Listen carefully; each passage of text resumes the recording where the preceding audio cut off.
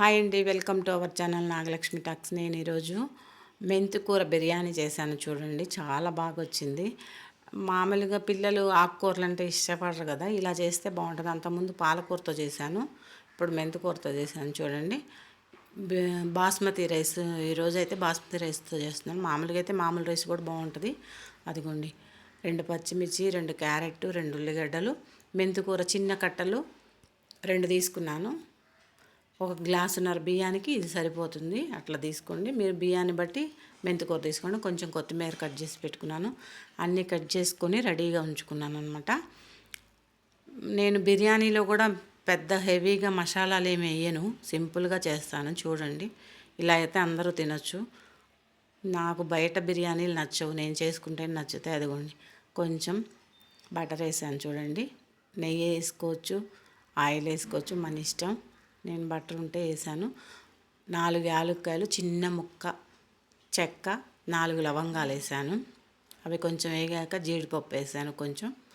అవి కూడా వేగాక చూడండి చక్కగా వేగనివ్వాలి. తర్వాత 2 పచ్చిమిర్చి వేసాను. నేను అల్లం ముందే వేయట్లేదు, అల్లం ముందే వేస్తే అడుగంటిద్దండి, అందుకని వేయట్లేదు. తర్వాత ఉల్లిపాయలు వేసాను సన్నగా కట్ చేసుకొని.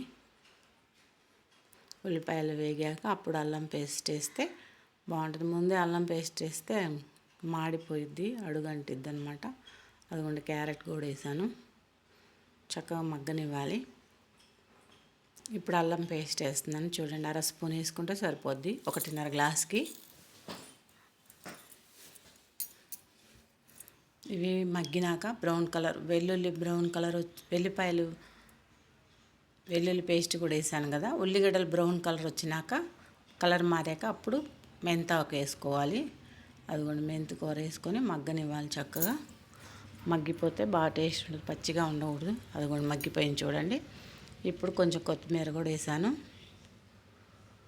చాలా బాగా వచ్చిందండి, మీరు కూడా ట్రై చేయండి. ఇలా చేస్తే ఆకుకూరల పిల్లలు కూడా ఇష్టంగా తింటారు. పాలకూరతో చేయొచ్చు, మెంతికూరతో చేయొచ్చు, గోంగూరతో చేయొచ్చు. గోంగూర కూడా మంచిది కదా. అదిగోండి, నీళ్ళన్నీ వచ్చేసి బియ్యం వేసాను. 1 నిమిషం తిప్పేసి గ్లాసుకు గ్లాసున్నర చొప్పున వాటర్ పోసాను అనమాట. సరిపోయిద్ది. ఏ బియ్యానికైనా గ్లాసు బియ్యానికి గ్లాసున్నర వాటర్ తీసుకోవాలి. అదిగోండి, గ్లాసున్నర వాటర్ పోస్తున్నాను.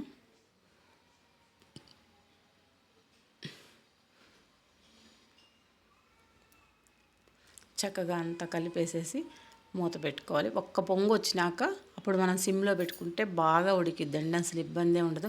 నేను కుక్కర్లో ఎప్పుడన్నా హడావుడైతే తప్పితే కుక్కర్లో నేను అసలు వండను, మామూలుగానే వండుతాను. నాకు చక్కగా నచ్చిద్ది, అంత కలిసి అంత బాగుంటుంది. అదే కుక్కర్లో అయితే అడుక్కుపోయిద్ది, మనం వేసిన ఆకులు మెటీరియల్ మొత్తం మళ్ళీ కలుపుకోవాలి.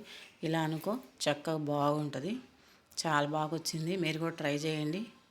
మెంతికూరతో బిర్యానీ సూపర్ టేస్ట్ ఉందండి.